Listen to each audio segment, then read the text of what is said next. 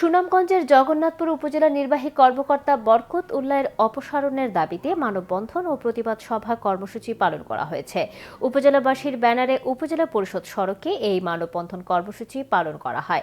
এতে বিভিন্ন শ্রেণী পেশার কয়েক শতাধিক নাগরিক অংশ নেন।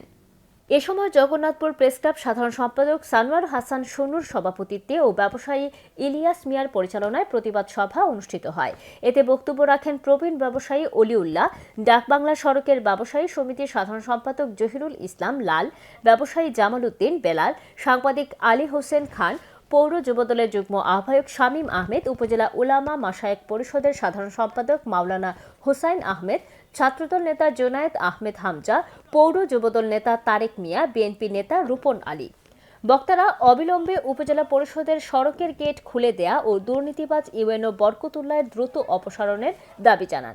অন্যথায় নাগরিকদের নিয়ে গণ আন্দোলন গড়ে তোলা হবে বলে জানানো হয়। উল্লেখ্য, ইউএনও বরকত উল্লাহর বিরুদ্ধে ঘুষ, দুর্নীতি, ক্ষমতার অপব্যবহারের অভিযোগ এনে ভুক্তভোগী নাগরিকের পক্ষ থেকে গত ৩০ অক্টোবর সিলেটের বিভাগীয় কমিশনার কার্যালয়ে লিখিত অভিযোগ করা হলে গত ২৬ নভেম্বর সুনামগঞ্জ জেলা ম্যাজিস্ট্রেট সরেজমিনে তদন্ত করেন।